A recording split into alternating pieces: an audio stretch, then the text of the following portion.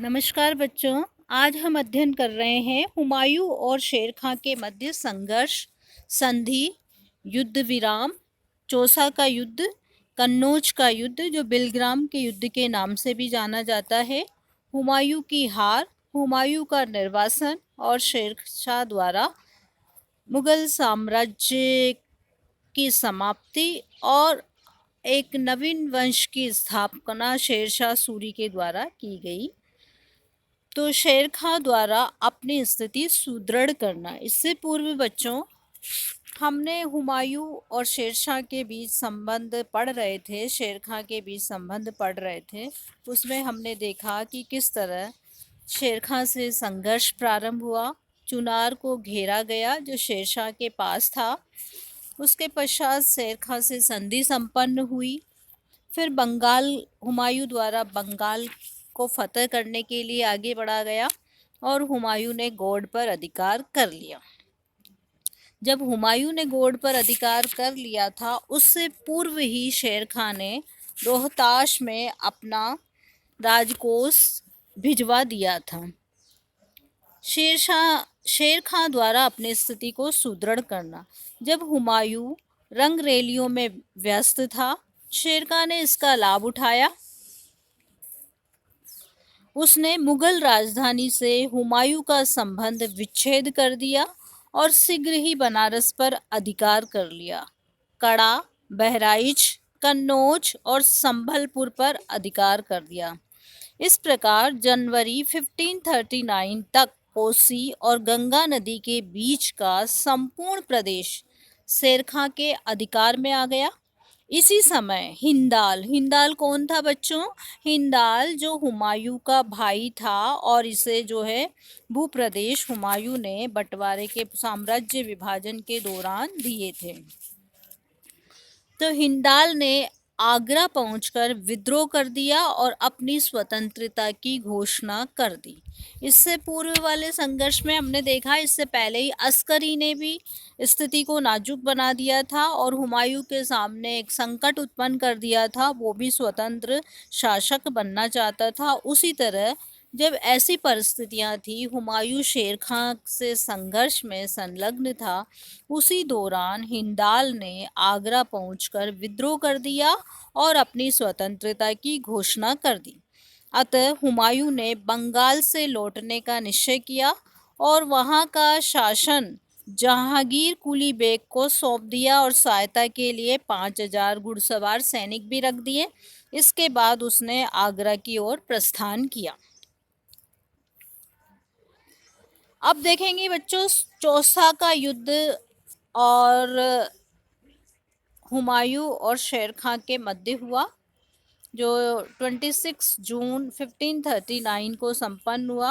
हुमायूं ने अपनी सेना लेकर कर्नासा नदी के किनारे चौसा नामक स्थान पर पहुंचा। शेर खां भी पीछा करता हुआ चौसा के निकट पहुंच गया। दोनों की सेनाएं एक दूसरे के सामने 3 महीने तक रही। शेर खां ने तो जानबूझकर देरी की। वो चाहता था कि वर्षा शुरू हो जाए, जिससे हुमायूं अपने तोप खाने का प्रयोग प्रभावशाली ढंग से न कर सके। 25 जून 1539 को मुगलों को झांसा देने के लिए शेर खां ने झारखंड के चेरो नामक सरदार पर आक्रमण करने का बहाना लेकर एक सैनिक टुकड़ी लेकर प्रस्थान कर दिया। इस समाचार को सुनकर, सच मानकर मुगल सैनिक असावधान हो गए, परंतु कुछ दूर जाने के बाद शेर खां आधी रात को वापस लौट आया और 26 जून को मुगलों पर अचानक आक्रमण कर दिया। इससे मुगल सेना में भगदड़ मच गई। हुमायूं ने घोड़े पर चढ़कर अपनी सैनिकों को एकत्रित करने का प्रयास किया, लेकिन उसके अधिकांश सैनिक जान बचाने के लिए भाग निकले और हुमायूं भी प्राण बचाने के लिए गंगा नदी में कूद पड़ा और वो डूबने ही वाला था कि एक निजाम नामक एक भिस्ती ने उसके प्राण बचाए। इस प्रकार बड़ी कठिनाई से प्राण बचाकर वो आगरा पहुंचा। इसीलिए कहते हैं बच्चों कि जो एक निजाम नामक जिस भिस्ती द्वारा उसके प्राण बचाए गए थे, उसके उसकी जान माल की रक्षा की गई थी। उस निजाम बिस्ती को उसने आधे दिन का बादशाह बनाया था आगरा पहुंचकर। तो चौसा के युद्ध में हुमायूं बिना लड़े ही प्राण बचाने हेतु नदी में कूदकर आगरा की ओर उसने प्रस्थान किया। इसलिए ये युद्ध निर्णायक युद्ध माना जाता है। हुमायूं की पूर्ण रूप से पराजय हुई। इस युद्ध के बाद शेर खां ने बंगाल और गोड़ पर अधिकार कर लिया और गोड़ में अल सुल्तान उल आदिल की उपाधि धारण की और अपने नाम के सिक्के और अपने नाम का खुतबा भी पढ़वाया और अपना एक जो है 1 दिसंबर 1539 में अपना राज्याभिषेक भी करवा लिया। लेकिन अभी आगरा लेना शेष था। कन्नौज या बिलग्राम का युद्ध 17 मई 1540 को चौसा से भागकर हुमायूं आगरा पहुंचा। वह अपने भाइयों से शेरखा के विरुद्ध सहायता की याचना की। यद्यपि कामरान जो उसका भाई था अपने 20,000 सैनिकों सहित आगरा आया, परंतु इस सेना को वो हुमायूं के नेतृत्व में देने को तैयार नहीं था, क्योंकि उसकी तबीयत खराब हो गई थी और उसे संदेह था कि हुमायूं ने उसे जहर दिलवा दिया है। उसने लाहौर लौटने का निश्चय किया। इसी दौरान हुमायूं को सूचना मिली कि शेर खां कन्नौज आ पहुंचा है, तो वो बड़ा चिंतित हुआ और एक सेना लेकर कन्नौज के निकट पहुंच गया। दोनों सेनाएं 1.5 माह तक आमने सामने रही। 15 मई 1540 को अचानक ही घनघोर वर्षा हुई, जिससे मुगल सैनिक शिविर में पानी भर गया और 17 मई 1540 को जब मुगल सैनिक अपने युद्ध शिविर और अपनी युद्ध सामग्री को ऊंचे स्थान पर ले जाने की योजना बना रहे थे, तो शेर खां ने मुगलों पर अधिकार करने के लिए अचानक धावा बोल दिया। इसके कारण मुगल अपनी तोपें और बंदूकों का प्रयोग करने का उन्हें अवसर नहीं मिला। अफगानों के घावों की तीव्रता से मुगल सेना बिखर गई। सैनिक प्राण बचाने के लिए इधर उधर भागने लगे। अफगानों ने 6 किलोमीटर तक उनका पीछा किया और नदी तट पर घोर संहार हुआ। इस युद्ध में हार जाने के बाद हुमायूं बड़ी कठिनाई से आगरा पहुंचा। वहां से अपने परिवार और कोष को लेकर वो दिल्ली गया। इसके बाद वह रोहतक सरिंद होता हुआ लाहौर पहुंचा और शीघ्र ही शेरशाह ने दिल्ली और आगरा पर अधिकार कर लिया। तो बच्चों, हमने देखा कि चौसा का युद्ध कब हुआ। आपके वन वर्ड में एक शब्द का आंसर आ सकता है। जो 10 क्वेश्चन आते हैं आपके सेकंड ईयर में, उसमें 10 क्वेश्चन जो करने कंपलसरी हैं, उसमें ये आ सकता है चौसा का युद्ध किनके बीच हुआ। आपको एक शब्द में आंसर देना है, हुमायूं और शेरशाह के बीच। शेर खां, शेरशाह बाद में बना है, वो शेर खां के बीच। ब्रैकेट में आपको शेरशाह भी लिख देना है। आपसे सन भी पूछा जा सकता है, चौसा का युद्ध कब हुआ। कब हुआ तो आपको उसका सन लिखना है। इसी तरह कन्नौज या बिलग्राम का युद्ध, बिलग्राम के युद्ध का दूसरा नाम क्या है, ये भी पूछा जा सकता है। किनके मध्य हुआ, ये भी पूछा जा सकता है। किस नदी के तट पर हुआ, ये भी पूछा जा सकता है। और कब हुआ, ये भी पूछा जा। तो आपको इन दोनों युद्धों को याद रखना है। और ये अभी ही नहीं, आपके प्रतियोगी परीक्षाओं की जब जब आप तैयारी करोगे, इन युद्धों को भी आपको साथ में लेके चलना होगा, क्योंकि इनके बारे में भी आपके जीके में प्रश्न आ सकता है। तो आपको समझ में आ गया चौसा का युद्ध और बिलग्राम का युद्ध। 2 युद्ध हमने शेर खां के साथ हुमायूं के संघर्ष के दौरान पढ़े। अब हम बच्चों आगे चलते हैं। 2 युद्ध और हैं, मच्छीवाड़ा का युद्ध और सरिंद का युद्ध। इसका भी हमें अध्ययन करना है।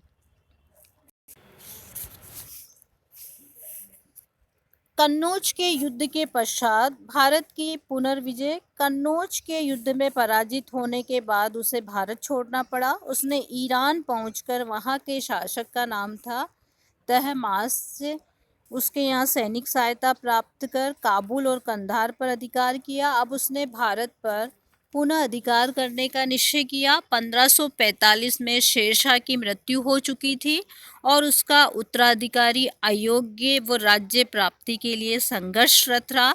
उसने अफगानों की फूट का लाभ उठाकर भारत पर पुनः अधिकार का प्रयास किया और जिसमें वो सफल भी रहा। तो मच्छीवाड़ा का युद्ध 15 मई 1555। नवंबर 1554 में हुमायूं ने भारत के लिए प्रस्थान किया। दिसंबर को वो पेशावर पहुंच गया। बैराम खां भी 5000 सैनिकों के साथ सिंधु नदी के निकट हुमायूं से आ मिला। इसको पार कर पंजाब में प्रवेश किया। शीघ्र ही मुगलों ने अफगानों को पराजित कर दिया। लाहौर दीपालपुर पर अधिकार कर लिया। उस समय सिकंदर सूर दिल्ली का सुल्तान था। उसने मुगलों के दमन हेतु तातार खां हेबात खां के नेतृत्व में 30,000 अफगान सैनिक भेजे। 15 मई 1555 को मच्छीवाड़ा नामक स्थान पर मुगलों और अफगानों के बीच युद्ध हुआ। इसमें मुगल सेना विजयी हुई। फलस्वरूप मुगलों को लगभग संपूर्ण पंजाब पर अधिकार हो गया और सिकंदर सूर बुरी तरह पराजित हुआ। तो बच्चों ये प्रश्न आ सकता है कि मच्छीवाड़ा का जो युद्ध हुआ था उसमें अफगान शासक कौन था? सिकंदर सूर, ये आपको याद रखना है। हुमायूं का सेनापति कौन था? बैराम खां था। युद्ध कब हुआ? 15 मई 1555 को। अब अगला युद्ध है सरहिंद का युद्ध, 22 मई 1555। मच्छीवाड़ा की पराजय के बाद वो 80,000 सैनिकों के साथ दिल्ली से रवाना हुआ। कौन? सिकंदर सूर किस मच्छीवाड़ा की पराजय का बदला लेने के लिए। 22 जून 1555 को दोनों सेनाओं के मध्य घमासान युद्ध हुआ। अफगानों की पराजय हुई और सिकंदर सूर शिवालिक की पहाड़ियों में भाग गया और 23 जुलाई 1555 को हुमायूं ने दिल्ली के सिंहासन पर अधिकार कर लिया। इस प्रकार 15 वर्ष के अंतराल के बाद वो पुनः भारत का सम्राट बनने में सफल हुआ। सम्राट बनने के पश्चात 1555 में सम्राट बन गया। तो बच्चों हमें ये याद रखना है कौन कौन से युद्ध इस हुमायूं के शासनकाल में हुए। तो आपको एक तो दोहरिया का युद्ध पहले बताया जो महमूद लोदी के साथ हुआ उसका। मंदसौर का युद्ध आपने पढ़ा, वो गुजरात के बहादुर शाह के साथ हुआ। फिर आपने पढ़ा चौसा का युद्ध। चौसा का युद्ध जो हुआ वो शेर खां और हुमायूं के मध्य हुआ। फिर हमने अध्ययन किया बिलग्राम का युद्ध। बिलग्राम का युद्ध शेरशाह और हुमायूं के मध्य हुआ जिसमें हुमायूं की पराजय हुई। और फिर दो युद्ध आपने और पढ़े, मच्छीवाड़ा का युद्ध और सरिंद का युद्ध। इन सब युद्धों में हुमायूं पूरी तरह से मच्छीवाड़ा का युद्ध और सरिंद का युद्ध, इसमें अफगान पराजित हुए और इस समय अफगान शासक था सिकंदर सूर जो पूरी तरह से पराजित हुआ और हुमायूं का पुनः राज्याभिषेक किया गया। हुमायूं के बाद उसका पुत्र मुगल सम्राट अकबर गद्दी पर बैठा। कालानौर में उसका राज्याभिषेक किया गया। इस तरह बच्चों हमने हुमायूं के द्वारा किए गए सैनिक कार्य या उसके सैनिक अभियानों के बारे में चर्चा की। अब हम जो हमारी अगली क्लास होगी उसमें हम देखेंगे हुमायूं की असफलता के लिए कौन कौन से कारण जिम्मेदार थे। तो पहला तो हुमायूं की अनेक प्रकार की भूलें थी जिसके कारण हुमायूं असफल रहा।